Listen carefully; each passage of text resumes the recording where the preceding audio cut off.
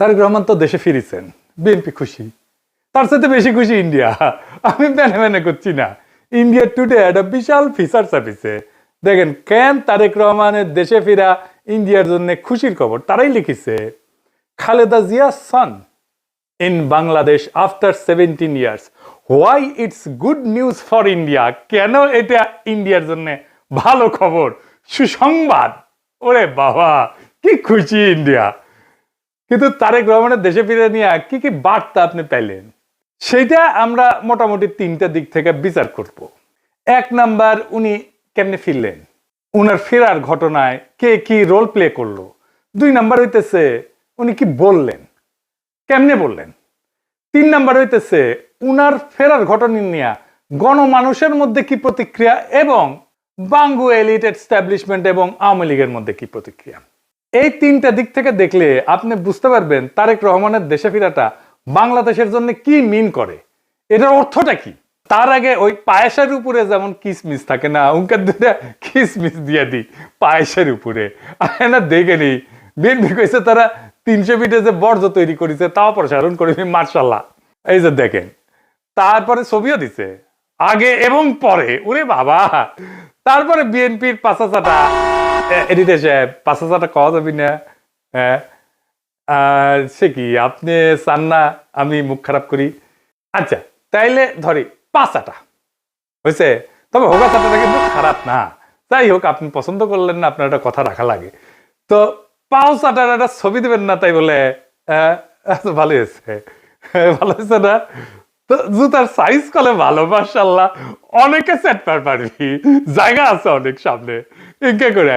তো তারেক রহমানের ইনকাটা জুতা কিনে দিয়ে বিএনপি কইছে পরিষ্কার করিছে, আর বন্ধের আলো কইতেছে আম্বা। ওরা ওই একই কথা। গণসংবর্ধনার পর 300 ফিট সড়কের বর্জ্য অপসারণ করলো ঢাকা উত্তর বিএনপি।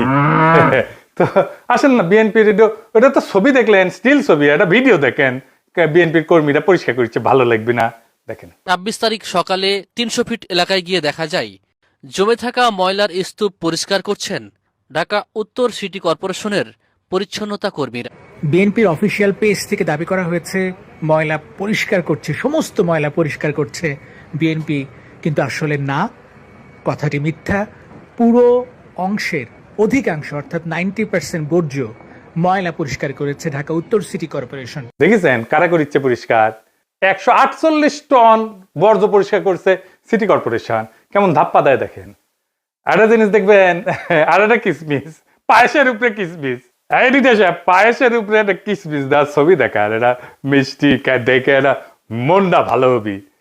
তো একটা জিনিস দেখেন, মিটিং শুরুর আগে স্টেজের সামনে বোতল সুইরা T20 খেলিচ্ছে, দেখেছেন, কেউ থামাইতে পারতেছে না। পারলে নেতাদের মারে, বড় দল হয়ে করবে কি ওরা। নিজের দলে তো কোনো শৃঙ্খলা নাই, রাষ্ট্র চালাইবে, মিটিং সামলাইতে পারে না, তা আবার নিজের দলের মিটিং, তার নিজের দলের কর্মী তাদের। তো যাই হোক, আলোচনায় আসি। প্রথম পয়েন্ট, তারেক রহমান ফেরার ঘটনায় কে কি রোল প্লে করলো। তারেক রহমানের মূল সিকিউরিটি দিল কে, বলেন তো কে দিল। এটাই হইতেছে কে কি রোল প্লে করলো। এটা একটা বিশাল বার্তা আছে বলে। সেনাবাহিনী, কোন স্পেশাল ফোর্স না, র্যাব না, পুলিশ না, এসএসএফ না, পুরা দস্তর সেনাবাহিনী। এই জায়গাটা খেয়াল করবেন। স্বরাষ্ট্র মন্ত্রণালয়ের নিরাপত্তা ব্রিফিং আপনি পাবেন সব জায়গায়, কয়া হয়েছে এটা সিভিল ফোর্স করবে, কোথাও সেনাবাহিনী মোতায়েন করা হবে বলা হয়নি। এটার দায়িত্ব ছিল ডিএমপির। দেখেন ডিএমপির ব্রিফিং দেখেন, 2000 পুলিশ সদস্য মোতায়েন থাকার কথা ছিল। পুলিশ দেখেছেন অল্প কিছু দেখতে পারেন, দেখেন নাই, মূলত চারিদিকে ঝাঁকে ঝাঁকে আর্মি। দেখেন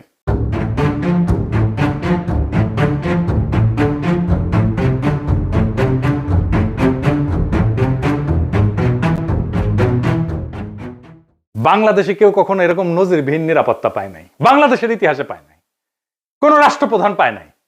যাই হোক, এই যে আর্মি নিরাপত্তা, এটা প্রফেসর ইউনূসের সরকার সিভিল প্রশাসনকে উপেক্ষা কইরা ওয়াকার দিছে। এটা ওয়াকারের শক্তি প্রদর্শন, ও বুঝায় দেয় সবাইকে যে আর্মি তারেক রহমানের সাথে আছে। বুঝেছাও, এটা হইতেছে message, hidden message. Tarek Rahman বাংলাদেশের নেক্সট প্রাইম মিনিস্টার হওয়া কন্টেন্ডার, সন্দেহ নাই, হইতে পারবে কিনা সেটা সন্দেহ আছে। তা ওই তো একাই কন্টেন্ডার না, তাই না? ওনার দলের কাছাকাছি সাংগঠনিক শক্তি নিয়ে প্রতিদ্বন্দ্বী রাজনৈতিক জোট দাঁড়াইতেছে। এমন একটা ভাব তৈরি করা হইতেছে তারেক রহমান না থাকলে বাংলাদেশ উচ্ছন্নে যাবে, উনিই পারবেন বাংলাদেশকে পথে আনতে। যাই হোক, আমরা পরের ইস্যুতে যাই। উনি কি বললেন, কেমনে বললেন, আমরা এই ইস্যুতে ফিরে আসবো। কেন এরকম ধারণা তৈরি করা হয়েছে উনি নেক্সট প্রাইম মিনিস্টার এবং উনি দেশটাকে ঠিক করতে পারবেন। উনি বক্তৃতায় নিরাপদ জীবন, নিরাপত্তা, এই জীবন জিনিসটা বারবার উল্লেখ করছেন, 5 বার। একটি নিরাপদ বাংলাদেশ আমরা গড়ে তুলতে চাই। নিরাপদে ঘর থেকে বের হলে নিরাপদে ইনশাআল্লাহ ঘরে আবার ফিরে আসতে পারে। যে কোনো মূল্যে আমাদেরকে নিশ্চিত করতে হবে যাতে মানুষ নিরাপদ থাকতে পারে। শিশু হোক, নারী হোক, পুরুষ হোক, যে কোনো বয়স, যে কোনো শ্রেণী, যে কোনো পেশা, যে কোনো ধর্মের মানুষ যেন নিরাপদ থাকে, এই হোক আমাদের চাওয়া। আজকে বিগত 15 বছর স্বৈরাচারের বিরুদ্ধে শত শত হাজারো গুম খুনের শিকার হয়েছে। শুধু রাজনৈতিক দলের সদস্য নয়, নিরীহ মানুষের প্রতিবাদ করতে গিয়ে অত্যাচার নির্যাতনের শিকার হয়েছে, জীবন দিয়েছে। আবারও সকলকে যে কোনো মূল্যে দেশে শান্তি শৃঙ্খলা রক্ষার আহ্বান জানিয়ে যে কোনো বিশৃঙ্খলাকে পরিহার করে ধৈর্যের সাথে মোকাবেলা করার আহ্বান জানিয়ে আমার বক্তব্য শেষ করছি। এটা কোনো দুর্ঘটনাবশত কাকতালীয় ঘটনা না, এই বারবার ফিরে আসা, এইটা সেন্ট্রাল থিমেটিক অ্যাঙ্কর তার বক্তৃতার। পুরা বক্তৃতায় ছড়ায় থাকা কোর মেসেজ। এটা শুধু একটা কথার কথা না, পুরা বক্তৃতার একটা নৈতিক ফ্রেম এই নিরাপত্তা, মানুষের নিরাপত্তা। ভাষণের প্রধান নরমাটিভ ক্লেইম মানুষ যেন নিরাপদ থাকে। নরমাটিভ ক্লেইম কারে কয় জানেন তো? জানেন অবশ্যই, তাও কই আর কি। নরমাটিভ ক্লেইম বলতে বোঝায় এমন একটা বক্তব্য যে যা কি হওয়া উচিত, কি করা উচিত, বা কোনটা নৈতিকভাবে সঠিক বা ভুল, এই প্রশ্নগুলোর উত্তর দেয়। এটা কোনো বাস্তব বর্ণনা না, এটা মূল্যবোধ, নৈতিকতা এবং আদর্শ নিয়ে কথা বলে। নরমাটিভ ক্লেম সবসময় এরকম হওয়া উচিত টাইপের দাবি, এবং এই নরমাটিভ ক্লেমের বৈশিষ্ট্য সত্য মিথ্যা দিয়ে যাচাই করা যায় না। এটা নৈতিক, রাজনৈতিক বা সামাজিক মূল্যবোধ প্রকাশ করে। এইগুলা নীতি নির্ধারণে ব্যবহার করা হয় এই শব্দটা। উচিত, দরকার, ন্যায়সঙ্গত, অন্যায়, ভালো, মন্দ, এগুলো হইতেছে নরমাটিভ ক্লেম। যেমন ধরেন, আমি যদি বলি রাষ্ট্রের দায়িত্ব নাগরিকদের নিরাপত্তা নিশ্চিত করা, এটা নরমাটিভ ক্লেম, বুঝলাও? তারপরে ধরেন গুম খুনের বিচার হওয়া উচিত, এটা নরমাটিভ ক্লেম। সব মানুষের সমান অধিকার থাকা দরকার, এটা নরমাটিভ ক্লেম। কি হওয়া উচিত এটা বলতেছে। আবার দেখেন এই নিরাপত্তা ইস্যুটাই আওয়ামী স্পেন্সার নবনীতা কথাটাকে দইরা পারলে তারেক রহমান জিন্দাবাদ দেওয়া সিক্কুর দেওয়া ওঠে। দেখি যাও এত আরাম পেয়েছে কেন এই কথায়, পার বাকশালীরা কেন ফাল পারিচ্ছে জানেন? পরে আসিচ্ছি, সব একসাথে নিয়ে এইটা যখন এপিসোড যখন শেষ করবো তখন এটার উত্তরটা পাবেন। এই নিরাপত্তা কথাটা কেন নবনীতার এত পছন্দ, আওয়ামী লীগের এত পছন্দ, সেটা একটু বুঝে দেখে আসেন। এই নিরাপত্তা কথাটাই নবনীতার নেত্রীরা বাঁচাবে, আওয়ামী পান্ডাদের বাঁচাবে। এই নিরাপত্তা কথাটাই আর্মির দুর্বৃত্ত জেনারেলদের বাঁচাবে। উনি গুমের কথা বলছেন, কিন্তু কে করছে, কারা করছে সেটা বলেন নাই। তাদের বিচারের কথা বলেন নাই, 2024-এর শহীদের কথা বলেন নাই, এমনকি আবু সাইদ মুগ্ধর কথা বলেন নাই। উনি নিরাপত্তা সবার উপরে রাখছেন, শহীদদের উপরে রাখছেন। উনি হাসিনাকে ফ্যাসিস্ট পর্যন্ত বলেন নাই, স্বৈরাচার বলছেন। বিগত 15 বছর স্বৈরাচারের বিরুদ্ধে শত শত হাজারো গুম খুনের শিকার হয়েছে। শুধু রাজনৈতিক দলের সদস্য নয়, নিরীহ মানুষের প্রতিবাদ করতে গিয়ে অত্যাচার নির্যাতনের শিকার হয়েছে, জীবন দিয়েছে। আমাদের সমাজের প্রথম রাজনৈতিক কর্তব্যটা কি এখন? দুইটা জিনিস তো, একটা হাসিনার অপরাধের বিচার, হাসিনার প্রশাসনের অপরাধের বিচার, নাম্বার 2 রাষ্ট্রের সংস্কার, তাই তো? আর তো কিছু না। কিন্তু উনি দুইটার কোনোটাও টাচ করলেন না। উনি নিরাপত্তা, মানুষের নিরাপদ জীবন দিয়ে ন্যায় বিচার, সংস্কার সবকিছু উড়াই দিলেন। তো তাইলে এই ভাষণ আমাদেরকে কোথায় নিয়ে যাচ্ছে? আমাদের এখন একটা সোজা প্রশ্ন তুলতে হবে যে রাজনৈতিক ভাষণের নিরাপত্তা যখন প্রধান ফ্রেম হয়ে ওঠে তখন ন্যায় বিচার কোথায় যায়, সংস্কার কোথায় যায়? এই প্রশ্নটা বুঝতে হইলে আগে একটা পার্থক্য বুঝতে হবে। আসেন সেটা বুঝে দেখি। ন্যায় বিচার ফ্রেম ন্যায় বিচারের প্রশ্ন তোলে, কে অপরাধ করছে, কার দায়, কার শাস্তি, কি শাস্তি, কোন আদালতে, এইগুলো কেন্দ্রে থাকে, মানে অ্যাকাউন্টেবিলিটি।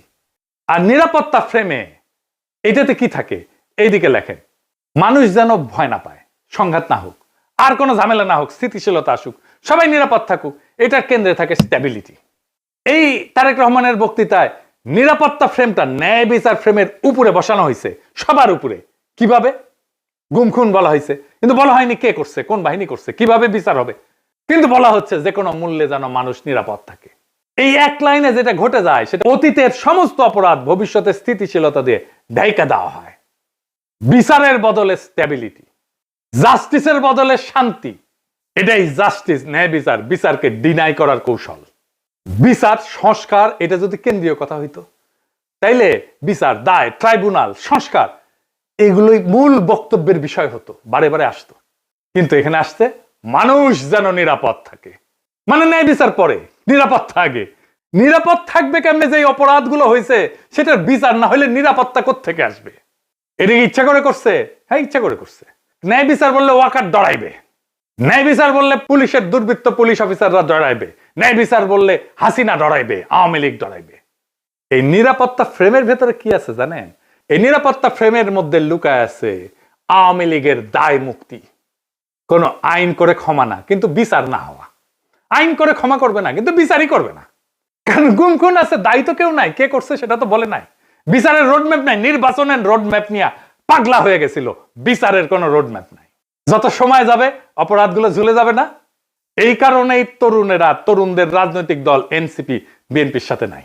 কারণ তরুণরা তো জানতে চাইবে কে করলো, কেন করলো, শাস্তি কি। নিরাপত্তার ফ্রেম তারেক রহমানের এই উত্তর দেবে না।